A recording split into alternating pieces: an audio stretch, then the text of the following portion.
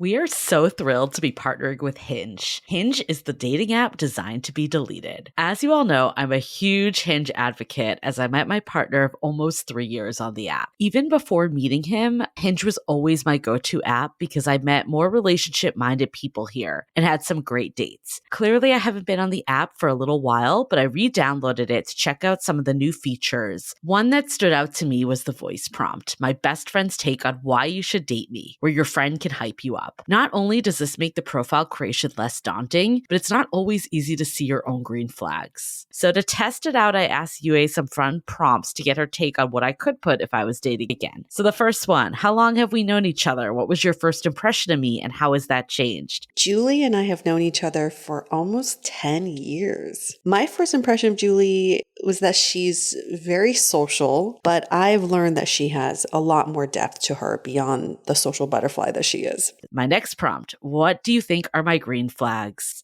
I would say she's deeply loyal. She believes in love, curious mindset, and she is fearlessly ambitious. And then last but not least, what kind of friend am I? Julie is the kind of friend who will always have your back, no matter what. Damn, that feels nice to hear. So download Hinge and try voice prompts today. Then find someone worth deleting the app for. I was so excited to get my shipment from Last Bottle Wines in the mail the other day, full of incredible red wines, all from Napa Valley. I love wine tasting, so having this to my door couldn't be happier. Also, couldn't be more excited that today's episode is brought to you by Last Bottle Wines. If you don't know already, they're a Napa-based online wine shop with a twist. They offer just one handpicked wine per day until it sells out, and they're always at incredible prices. We're talking 30 to 70% off retail. And the best part is that there's no subscriptions, no fees, and no minimum purchase. And I could not be more excited to bring this offer right now because they're having a marathon sale, which is coming up March 28th and 29th. Even better, we're offering Dateable listeners 10% off your first order with code DATEABLE. So if you are a wine lover like me, this is a great time to join. And did I mention that shipping is 100% free? So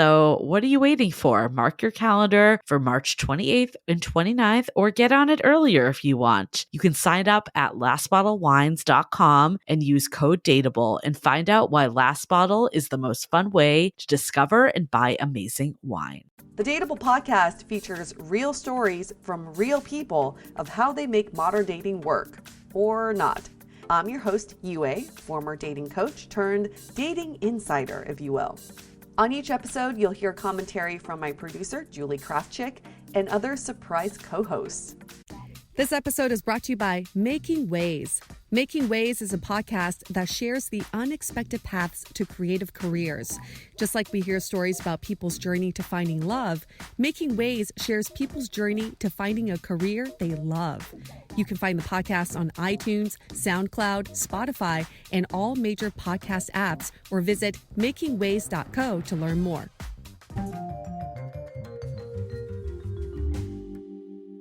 Hey everyone, welcome to another episode of Dateable, a show all about modern dating. And on this show, we've discussed the gamut of dating, the different relationships you can have, open relationships, polyamory, monogamy. And we've always talked about these sort of relationships from the standpoint of someone who's already been in them, and also from an educational standpoint, or someone that wants that or wants it, and that they want more information about it. But we've actually never talked to someone who hadn't really been exposed to it before, but was presented with the option of it. So that's who our guest is here today, Jasmine. Hi, Jasmine. Do you want to say a quick hi? Hello. She is here. I'll just give you guys a little background. She is 40 years old, originally from Boston. She's been in San Francisco for 7 years.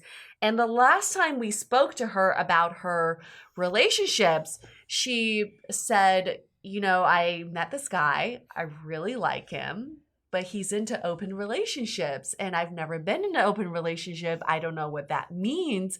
But this could work because our schedules are sort of opposite of each other. So those days that he is free, I'm not free, and he's, he can do whatever he wants. So when we spoke to her last, she was still in limbo about how she felt about this whole open relationship situation. But now It's been how long now? You guys have You been? know what? It's going to be a year and a half. A year and a half. Yeah. You've been with that guy that we talked about a year and a half ago. Okay, so tell us about, let's go from the very beginning. When you guys just first met, when he brought up open relationships, what was your initial reaction? I mean, it was on his Tinder. So it's not like I didn't know. I believe like one of the few things he said was non-monogamous. But you put it out there. He put it out there, but you were still willing to pursue it. Yeah, for a variety of reasons at that point in my life. I think I had run out of fucks to give. I think that would sum it up. And so amazing. Yeah, and I was like, well, and I tend to be a serial monogamist. Like I end up in like, you know, relationships of anywhere from like 8 months to years, and then I'm like single for like 3 to 6 months, and then I do it again. And at that point it hadn't worked. Nothing had worked, and I was like, well, why not be open to something? Because what is that thing? Like the definition of madness is doing the same thing insanity. over, the definition over of insanity. and over again. So I was like, why not? Why not do it? But when you met him, I remember we talked about this. You really liked him. I wasn't sure about him because he had a beard. And but you liked his personality. Him. You liked him. Yeah, because he didn't make me tired. I'm a very particular person. I am introverted. That doesn't mean that I'm shy, but I have to expend emotional energy to like go out and do things. Actually, don't enjoy dating because it's like a second job for me. Yeah. So I went on this date with him. Our first date was like walking around Golden Gate Park and then like walking around the avenues and getting like pizza and cake at Arizmendi and just like going for a stroll for like 3 to 4 hours. And it was really organic and it was really chill. And at the end of it, like I didn't feel like I had like worked for 3 or 4 hours. So even though I wasn't like 100% sure about him, I was like, I would definitely see this guy again. Like this was a pleasant experience. And it wasn't that much work. And then when you guys really got to know each other, you really liked him. Yeah. And this open relationship conversation was opened. And you were playing around with the idea of like, am I open to open relationships? What were you going through? I mean, I was very conflicted. Like I can be like, I'm not a hugely jealous person, but I was like, what does this mean? How will I feel about this? Like, are we like actively trying to date other people? Like, what are the ground rules? And one of the things that made me even consider it with him is that to this day, we still remain excellent at communicating. Like, I'm not afraid to bring things up with him. Like, we had like a very like calm, rational conversation about it. Like, he's like, write down your questions and we'll talk about it. And it's like, who is off limits? Like, what does this mean? And ultimately, what we came up with at that time is like everything that what you read tells you not to do. Because we decided that we would rather have a don't ask, don't tell. And really? And everything you read is like, that's not healthy. That's not going to work. You shouldn't do it that way. But I'm kind of the mind that I would be okay with it in theory, but I don't know how I'll feel if I'm confronted with it, if it's in my face. I could see that. I definitely could see that. And at that ignorance time, is bliss sometimes. Yeah, a little bit. And like, I guess I respect that the majority of the community feels that is not healthy. And ultimately, long story short, we didn't end up really dating other people. It wasn't put to the test. So I don't know if it would have been good or bad. But like you said, at that time, I was working several nights a week. So I was like, there are 3 nights a week where I am not available. And if he is going on a date, like it really doesn't affect me. It doesn't take anything from me.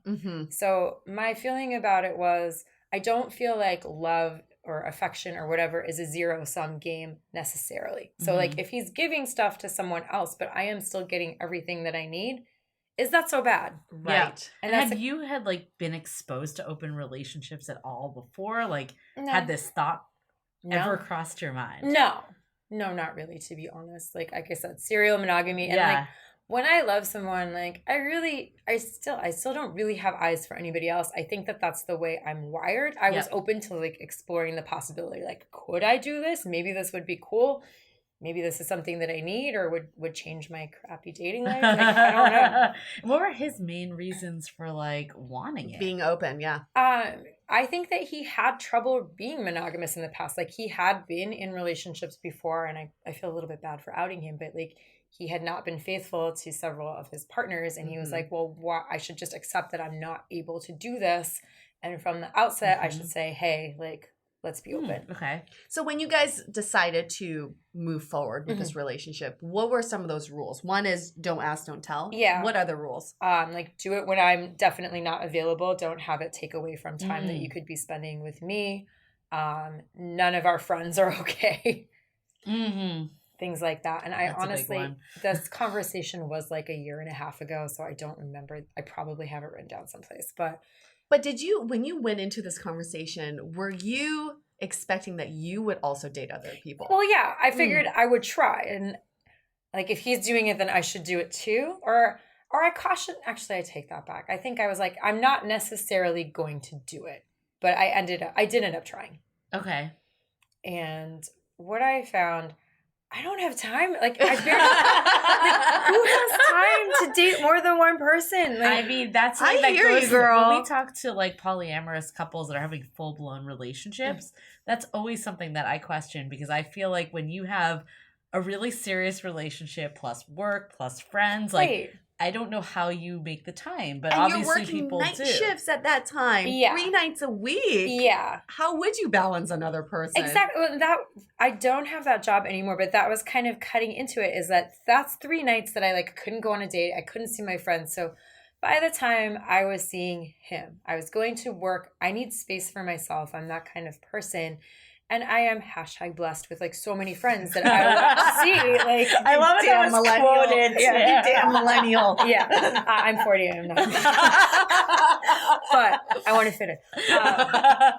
But like, I had no extra time. My life was full. And I was like really happy. Like, I did make like 2 attempts to like do this, because I was like, I'm going to give it a try. Like, I'll try anything once, and I will like really try it. And I believe I went on one date that was more informational. It was somebody who is truly he was truly polyamorous, and he likes to like show new people the ropes and be like, let me talk to you about what polyamory is. And I was There's like, a lot of people like that. Yes. Gurus. And I think he enjoys being in that role.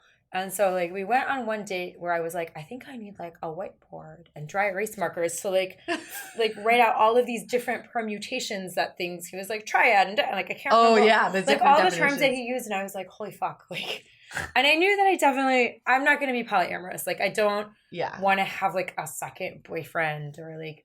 But at the time I was like, well, maybe I could, he meets some of my needs, and maybe somebody else could fulfill the other needs. Like in theory, I could see how this would work, but it didn't make sense for me. Yeah. When you say don't ask, don't tell, did you said that was never tested. Did he end up asking you about your dating life? No, and he doesn't straight up know. I went on 2 dates with somebody else. And he does not specifically know that I did that. Because he didn't ask. He didn't ask. And does he want to know? I don't think he does, no, because he would be jealous, which is really funny because he's the one who like brought this up. I did tell him about the guru date because I was like, hey, it's really interesting. I did this. This like wasn't a romantic thing, but I like met with somebody to try to understand this like whole world that I don't know about. Yeah. Okay. And then his whole situation. How do you know that he's no longer dating other people? I think at some point he like took Tinder off of his phone. And I think he kind of like let me know gradually. And the more we got to know each other, the more I kind of understand why he was doing it, is that he like likes and needs affirmation. So I think that he was kind of using Tinder to like feel better about himself. Like he'd like swipe on people, he'd make a match, he'd like have a little bit of a conversation. He'd feel better. He'd feel better that like somebody wanted to match with him. And then like, this is disgustingly adorable. But he's like, but then I realized that you were better. Like, and then he just like would kind of not pursue anything. And so at some point, and I think it was, he moved in with me. Like prior to that. I did not know that. Yes. That's a big step. Yeah, we've been living together for a little bit. At some point he let me know that he like took Tinder off of his phone. Okay. Do you think your relationship would be different if you started off as purely monogamous? Not really. I think it was like a thing that he thought he needed, and he still might need it. And I'll tell you like what we evolved to. Yeah. But I think we were just so smitten with each other so quickly, it didn't really matter. So that's sort of like the question we have all the time, right? So for people who are only, accustomed to monogamous relationships, who are exposed to people who are, accustomed to open relationships, they would say, maybe you just haven't met the right person. Right. And that might be true because he had never really been, I don't think, in a truly open relationship. He was like setting himself up for that because his other stuff hadn't necessarily worked out. So who's to say that he had, and I don't want to be like, I changed him, like, cause I don't know that that's true. And what we came up with ultimately is that sleeping with somebody else is not a deal breaker.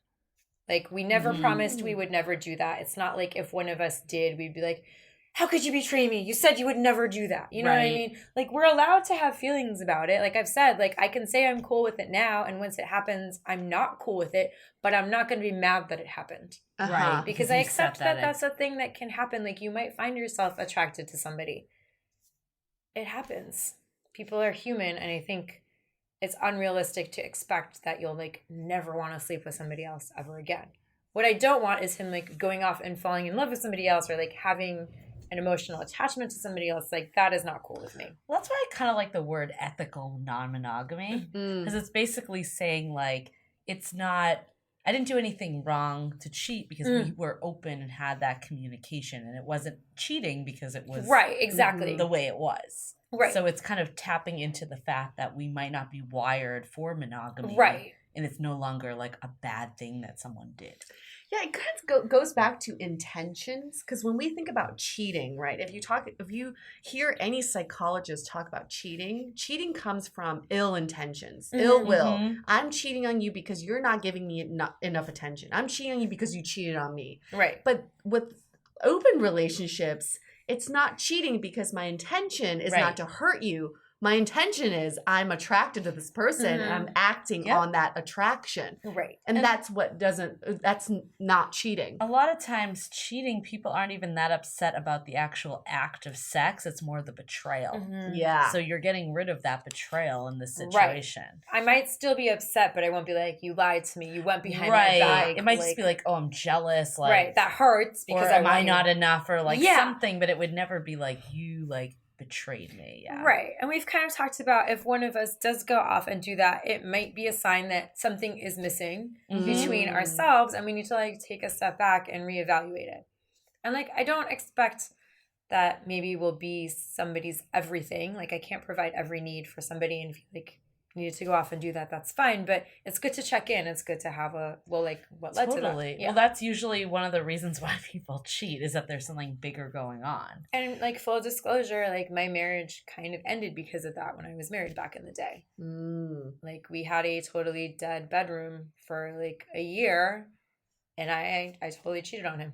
Like, right, because there's something else going on. Right. And like, we didn't have the same kind of communication that Will and I have, and like, you know, it's a regret that I have. Like, I wish we had both worked harder. I'm still like good friends with my ex. He's an awesome person, but that's what happened. So here's the situation, and I don't know if this would ever happen to you, but this is all great if you live in a world in silo or just with each other, right? You're only connected to each other and you're communicating with each other, but there are other people involved in this. And I've always thought about this. If I'm in an open relationship with someone, what if they end up hooking up with someone who somehow indirectly knows me? It's pretty awkward. That's really awkward. Yeah. Or the other way around. It gets back to him somehow because there's some sort of indirect relationship. Obviously, friends are off the table. Right. But coworkers, you don't know their coworkers, right? It's true. And that's a reality. And have you thought about like how you would react in that sort of situation? Probably poorly. I'm going to be honest. And again, it's all like the in theory and in practice. Like, I could say, oh, well, I'm so mature, and I would understand that he did not mean for that to happen. And I get over things with time. So I think that I initially might be uncomfortable, and then like I would either we break up or we don't. Like, I get over it or I don't. Right? Like, there's only two ways it can go as far as I'm concerned.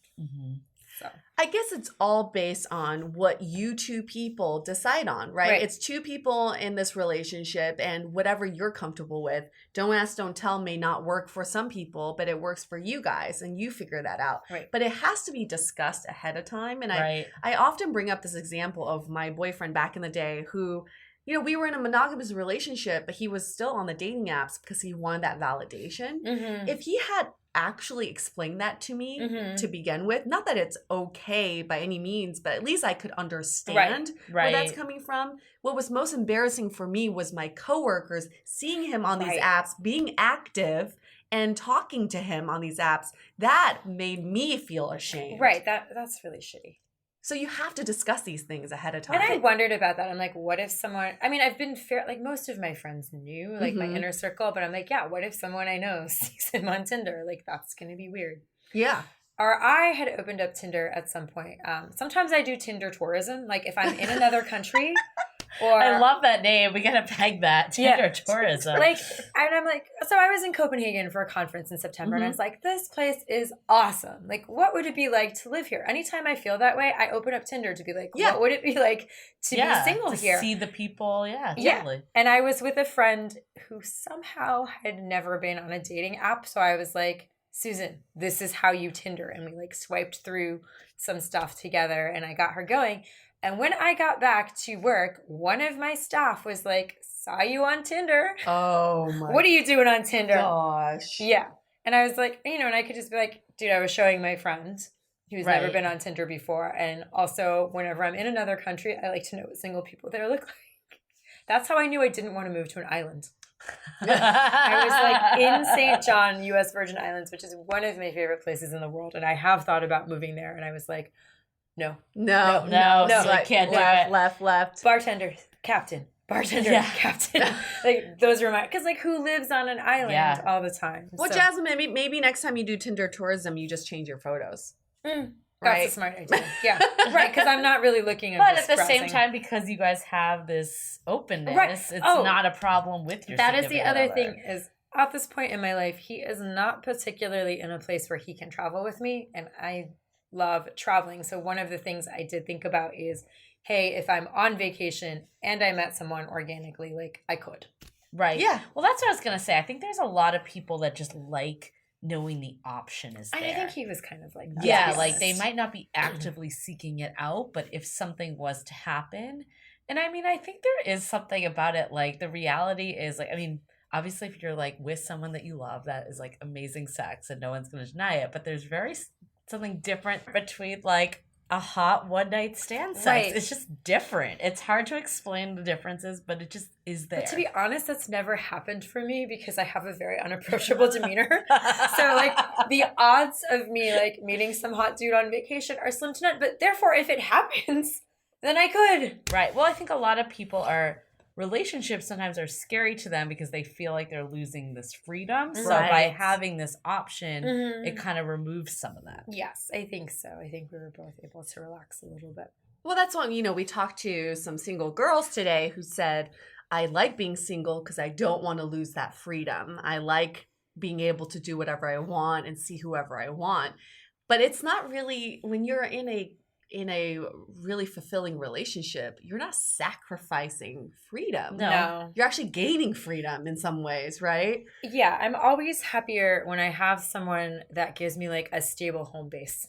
And that's kind of what I have now. Right. Like we both do our own thing like all the time, but like knowing that we have this really strong thing makes us both more secure. So I guess from your perspective, if he had said, like, is there a difference of him saying, I want to be open versus not? Like, do you have a preference?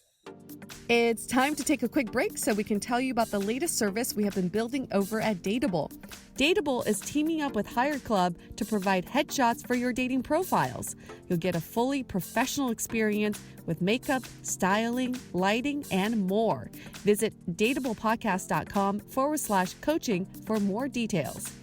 So I guess from your perspective, if he had said, like, is there a difference of him saying, I want to be open versus not? Like, do you have a preference?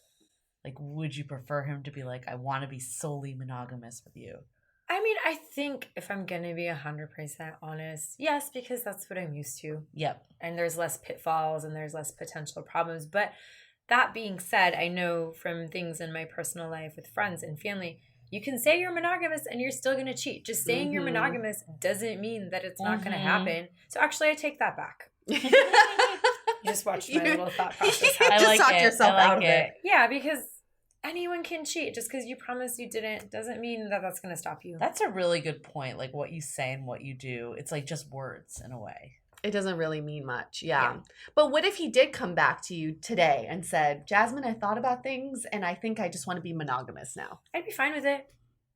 I mean, like, I tend to be like, if I am happy in a relationship, I truly, really, there's so few people that I like. I really don't have eyes for anybody else. So I think I would be fine with it, but I'm also really comfortable with where we are because I'm cynical, maybe because so much shit has happened to me, but I just accept the reality that you can't control everything. Right. And I'm really type A and I'm a perfectionist and I want to, but I recognize that we can't. Right. Well, I like that you said it, and that I think a lot of people identify with this, is that you don't connect with that many people. So like a lot of people might have said like, oh, he's open, deal breaker, like right. done. And so, I might have been there a few years ago. You know, right. I think it's like you get all this wisdom as you age and you can't get it any faster. Like you have to just live it. Like I had to get to that point myself. And like I am 5 years older than him. And that is like sort of a thing because like that 5-year gap is where like so much stuff happened to me that made me me. Yeah. So I feel like he is a little bit younger than me. I don't know how he'll change. I don't know how he'll evolve, but that's life. Yeah. That's marriage. Right. Yeah. Right. That's monogamy, non-monogamy. Yeah. Relationships in general.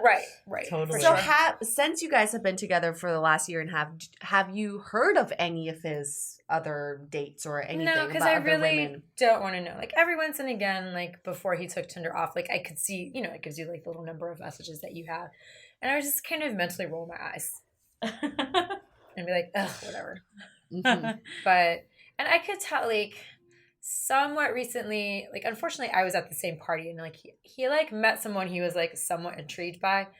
And he is like terrible at hiding things. And I kind of figured it out, but like turned out she was a lesbian. So Oh, even better. Total non-issue. Well, that's good. He's into lesbians. So what sort of advice would you give to people who were in your same situation a year and a half ago? Always been in monogamous relationships, was never presented with the idea of an open relationship, suddenly meet someone they really like and they want an open relationship. Oh, I've always been this way. Like, try something once. Like, you might like it, you might hate it, but then, like, you have your data, right? Like, how can you know that you don't like something until you try it? Yeah. That's my takeaway. I actually think these sort of questions, and I'm pretty much an outlier on this, I like asking these sort of questions on dates because I think it's a good way to gauge not so much what kind of relationships they want, but their mindset. Mm-hmm. If someone's like, oh, hell no, I would never be open to just something like that, then you already know they're sort of like narrow-minded and not open to new things. If they're sort of like, oh, I haven't really thought about it, but I would need to get to know my partner and all that, then you kind of know what kind of person they are. But I guess I can respect someone for having hard boundaries too. for sure. But, yeah. There's something about like, I know what I like. I know myself. What I know works that's for me. Yeah. But if you want someone more malleable, then you know. Yeah. So yeah, it's good information to have. Yeah. What other takeaways do you have? Don't ask, don't tell. I think I always say this, you got to establish your boundaries in the very beginning. That goes with monogamous relationships too. You being on a dating app may not count as cheating in your eyes, but someone else may see that as cheating. Right. You can't take for granted that someone knows the inside of your own head. Exactly. Right. Yeah. They're not psychic. Right. But we need to also, everybody has their own ideas of what's right, what's wrong. You have to set those boundaries ahead of time and also know that you can act on those boundaries once you establish them. If you don't, you have no right to act on these. And like I said, if he and I didn't have, like, if we weren't so good at communicating, I wouldn't have considered it at all. Who do you, so back to this communication thing. When you say you guys are so good at communicating, is it him that helped you guys communicate in the beginning, or is it you? Like, who was the one that brought in this skill set? I think it's just our mutual, like, not chemistry, but like we just, when we discuss things, like, we don't get mad, we don't judge, like, it just feels very safe and very rational. I mean, he's like, oh yeah, we had an argument last night. I was like, we did? Because it was like so easy that, like, I don't know, we just get along in that way. Give us an example. If you can think of any. I'm trying to. Well, like, you know, talking about money is like never a fun thing. Never fun. Between couples. No. And we have like a fairly large income disparity that also makes shit a little bit awkward. And I had to be like, remember when we discussed like this thing and that thing and this money's going to go here and that money's going to go there? And he was like, oh yeah. And I was like, but I also see where you're coming from. And then we're like, okay, yeah, we're on the same page. And then we moved on. Huh. Okay. And like, that is like how all of our little conversations go. Like, we don't, like, I'm pretty non-confrontational. I don't like conflict. I had a partner in the past who was like a straight up narcissist. And anytime I like brought anything up, I was like gaslit to like make it seem like it wasn't valid or it was all in my own head. So that made that problem worse. But like, I pretty quickly discovered with him that like, no, we can like talk about stuff like adults. And it's fine. That's great.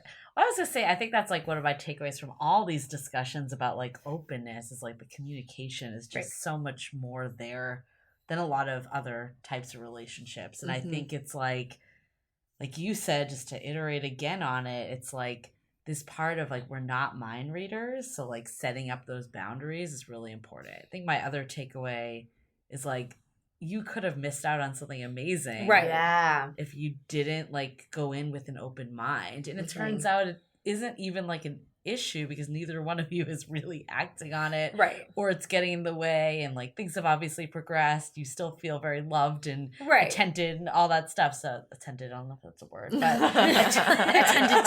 attended to, you know what I mean? Yeah. But anyways, like I feel like a lot of times, and like myself included, I think this podcast definitely made me more open-minded, but it's like a hard yes or hard no with this stuff. And there are like different levels of it.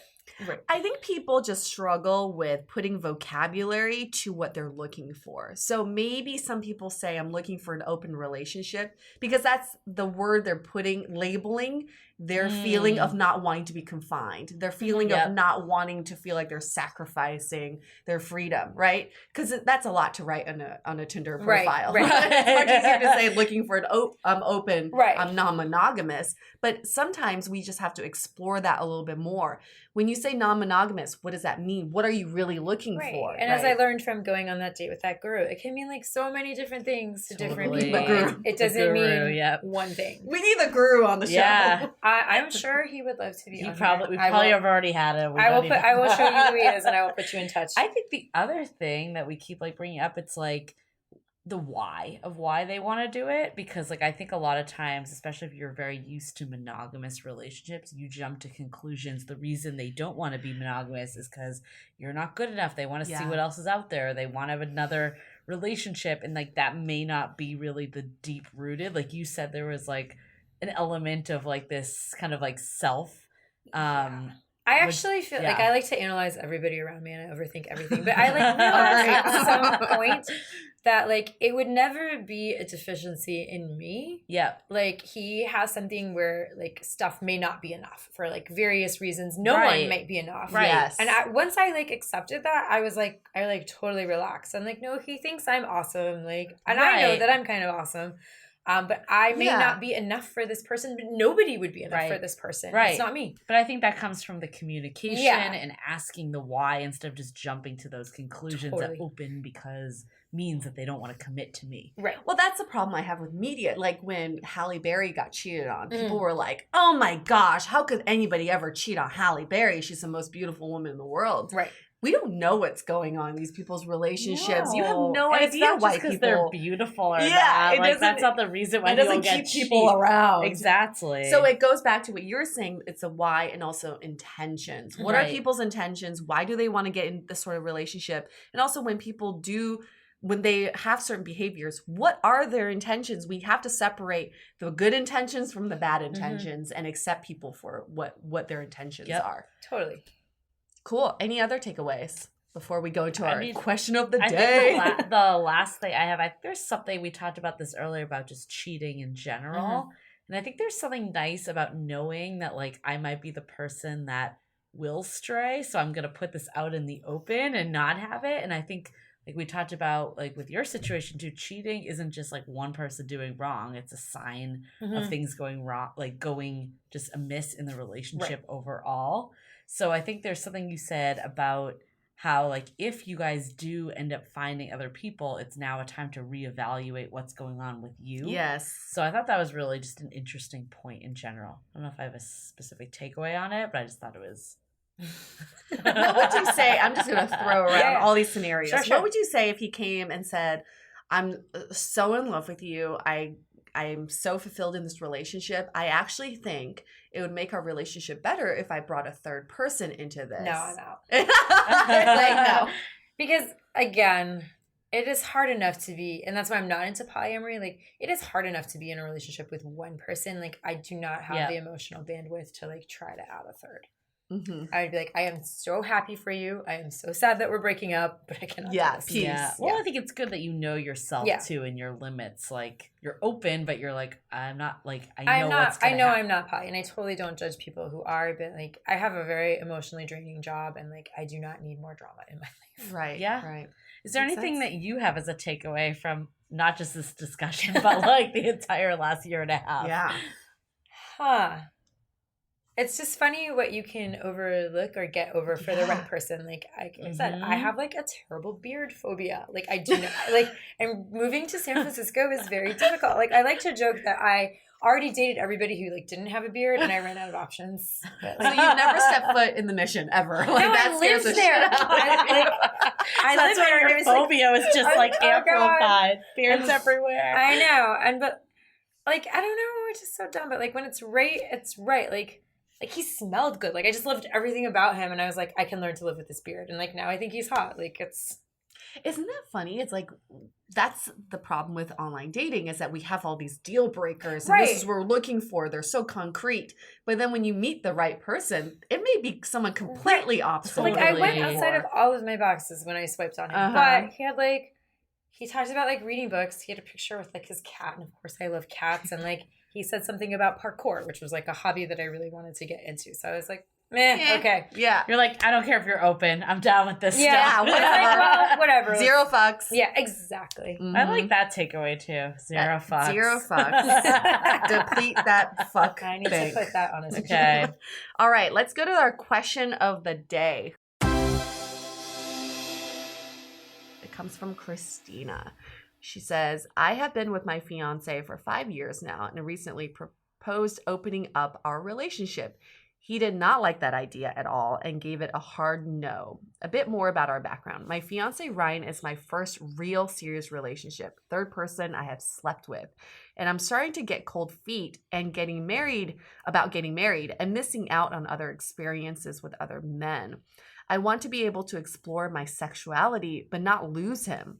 I have told him this, but how do I convince him being open is a way to save our relationship? Does she give ages? No ages. What would you say? This is going to sound really judgy, but I feel like that's like wanting to have your cake and eat it too. Like if he's into it, like that's awesome. If he was like, yeah, okay. But you have to respect his boundary too. Right. And you have to decide how important it is to you to go off and have those experiences. I agree. I think also like there's being open because you know yourself or you know what you want, but I don't know if it's being open to save a relationship is necessarily the right approach to it. Yeah. I think the biggest red flag in this situation, Christina, is that you said, I'm starting to get cold feet about getting married and missing out on other experiences with other men. And I can guarantee you that if you have an open relationship, it's not going to resolve that issue. It may just open up Pandora's box and you may just want to sleep with many men out there. I mean, if anything, if this, like, because I get this, if you're, and this is probably why you asked how old they are, because if they are young and then she's never, I mean, she said, I guess it doesn't even matter how old she is, third person she slept with. Yeah. And clearly feels like she's missing out. Like some people can sleep with 3 people and no problem. Right. And they're totally fulfilled, but she's not. Right. So it's almost like maybe it is worth postponing and finding yourself. And then if it's meant to be, it will come back. And let me tell you from experience, it's probably a lot easier to call off a wedding than get a divorce. Well, I think just look at yourself and what you're looking for, but don't use openness as a patch. Yeah, it's not a crutch. Yeah, I think that's the problem is like if you think open relationship is going to save your marriage or it's the solution to this void you're feeling, then you're setting yourself up for failure. Yeah, and like what Jasmine said, if you're both not on the same page or at least willing, like if he gave a hard no, that's different than like exploring you can't convince him he'll totally, if he agrees, he might resent you forever. Yeah, right. Exactly. Okay. Any other takeaways that we'd like to talk about? I think that's it. I might just ask my boyfriend if he's open to open relationships just for to shits and giggles. Right, just to see what's going on. Just to see what he His says. openness. He's going to be like, damn that podcast. He's going to hate me. He's like... Or he could be like, yeah, I've been thinking about it for a while. So And I'll you be need to like, prepare yourself for that. I didn't know how to option, too. approach it to you, but now that you're bringing it up. Psych. Oh, shit. Why did I do that to myself? Okay, listeners, we love to have you as a guest on our show. You know, we love talking about everything about relationships, but also just about being single. What is it like being single in modern day world? You know, we want to talk to someone who is just so loving being single that they don't ever see themselves getting married or be in a relationship. We want to meet you. We want to get you as a guest on our show. Okay? And with that said, let's wrap this up. Stay dateable!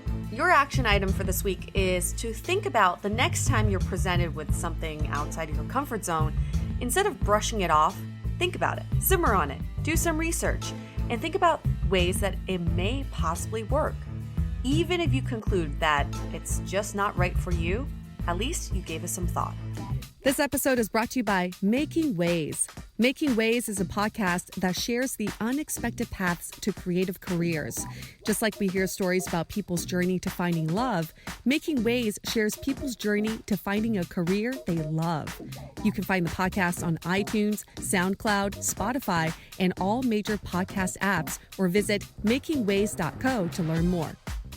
If you didn't know already, we have a revamped website with articles, videos, and content all about modern dating.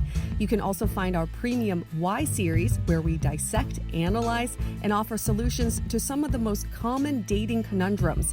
We've had some great feedback about how actionable these episodes are, so check them out on our website or iTunes Music. Also, visit the site today to see the latest about coaching, where we connect you with Dateable approved experts to help with everything from dating profile reviews, coaching, and even gathering real feedback about your dating style in a personalized and affordable way. To connect with us, visit dateablepodcast.com. You can also find us on Facebook, Twitter, and Instagram, all under Dateable Podcast. Don't forget to subscribe and auto-download the podcast on iTunes or your favorite podcast player so you never miss an episode.